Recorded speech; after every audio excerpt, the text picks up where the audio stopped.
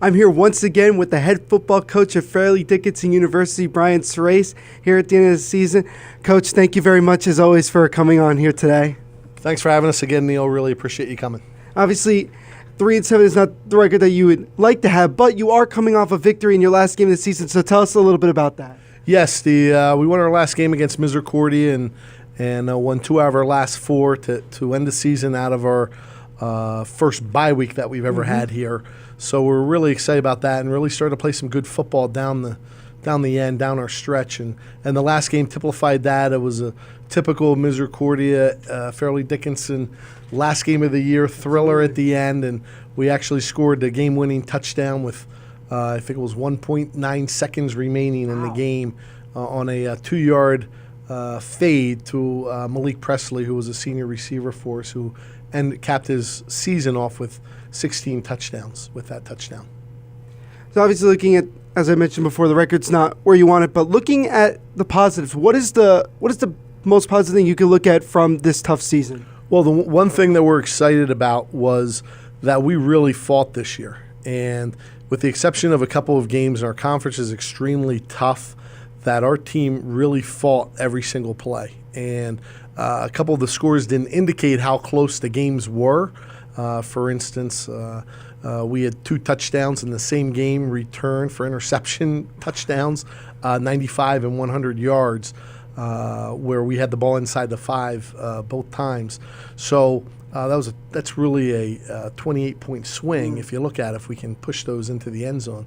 So anyway, our team played hard every single play, never gave up. There was really a camaraderie that really built throughout the season, especially when it was teetering where we had lost some games in a row after winning our first one, where you didn't know where the players' minds and togetherness was. Right. And they really fought hard, give them all the credit. And as I told them at the end of the season, it was great to end on a win. Absolutely. You certainly got to give your players a lot of credit for continuously believing and continuing to fight. Now, going into the offseason, getting ready for the 2018 season, what is your coaches and your whole team's main focus going into it? Well, right now, as we entered in, we had a team meeting the Monday after the season and just wanted to get them focused in on time where we're not allowed to be with them, which is 10 weeks until they come back in January for the spring semester. And it's a time for them to, get their academics together and get them straight, and then also take advantage of the 10 weeks, both health-wise, get healthy if you are dinged up or you do have an injury that you have to deal with, and then gain strength and quickness and speed and agility, because 10 weeks, believe it or not, is 25% of your off season. And that's a big time for a college player, and that's really the difference between high school and college, as many of these players have played multiple sports in high school. Now they're focusing in, for the most part, on one sport that they play, and they have to take advantage of that time and become a better position player in whatever position they play, whether it's wide receiver, quarterback, defensive line, linebacker, whatever it may be, and really hone those skills while also becoming as big and as strong as fast as you can, because football is a little different than most. You only get 10 opportunities to play. You only play once a week, and the season's really limited to those 2.5 months of competition, and then you have maybe 3 weeks of preseason. So it's a limited, finite time where you can get better during the season, but there is 9 months to your off season that you can really get better.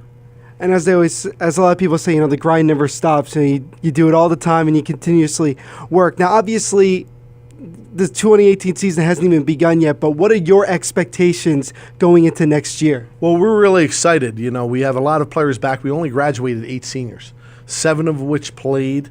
But we have our quarterback back for his 3rd year, Jagger Green, who has been starting for us for 2 years now, and he should feel really comfortable about the system. And then we have other players coming back. We have Mike Panzarino, who was second-team All-Conference last year and had a chance to get that this year, unfortunately, in gain honors, but had a tremendous year for us at receiver.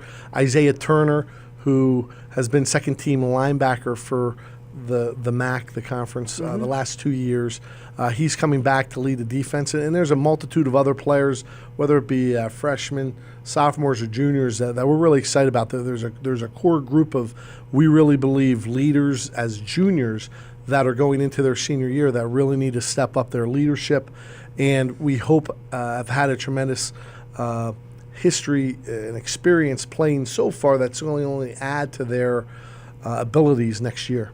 Now, Coach, going into the offseason, the main thing is about recruiting. So tell us a little about the recruiting process for you and your coaching staff. Absolutely. So our coaching staff begins the recruiting process basically the week that our season ends. And some of them are able to get out and go recruiting.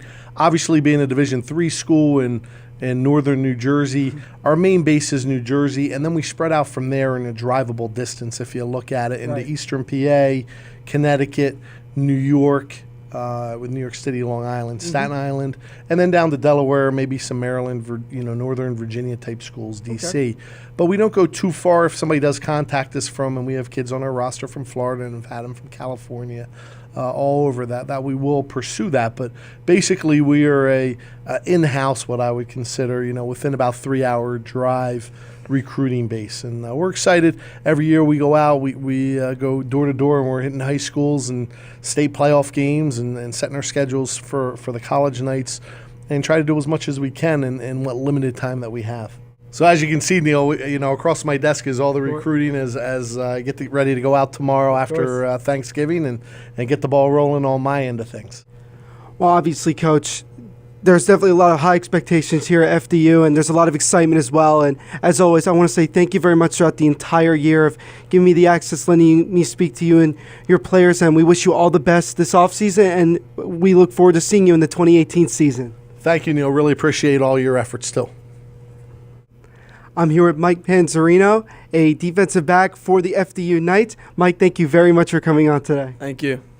So obviously, as I mentioned before with your head coach, the season did not go the way you guys wanted, only 3 wins. But to get a win on the last game of the year at home here, what was that feeling like? Yeah, it was a great feeling, very surreal. Just last second play, Malik Presley caught a game-winning touchdown, and it was a great end to the season, and it's good going forward now into this 2018 season. So we were really excited. The team was really excited. And it's just a good stepping stone into next year. Now, your head coach did also mention you also play wide receiver and you also play a little bit of quarterback. So you're kind of one of the athletes of the team. So what does that mean to you that you got a chance to play several different positions and really get a lot of time to be on the field? Yeah, it's awesome. Shows my coach trusts in me, and just anything to help the team I'll do. So whether it be quarterback, receiver, just putting the team in a good spot to win the game is just it's good knowing that it's in my hands and the team's hands, and we just go out every week and try and win each game. That's awesome. Now, going into this offseason, what are your main focuses to help you get ready for 2018 season? Just hit the weight room, be a good leader, for the team. Hopefully bring everybody along, and even the new freshman class help recruit. So just overall being around campus, being somebody the younger guys can look up to now, and the older guys that helped me, bringing that along and just start a seed growing throughout the younger guys. That's pretty much the biggest thing. That's great. And talking to your head coach before, he mentioned about his expectations. For you personally, what are your expectations, first of all, for you personally, and then also as a team for next season? Personally, I want to break as many records as I could and try and be just the best player I could, reach my full potential here. It's my last year. So, and the team potential is just win as many games, go undefeated. Obviously, that's every goal, but just try and win the conference. So that's a good goal. Get a bowl game maybe. So that'll be huge for us. Well, those are certainly great expectations. And, Mike, really, I appreciate the time that you took out of your day to come speak with us, and we wish you the best this offseason, and we can't wait to see you in the 2018 season. Thank you. Thank you for coming.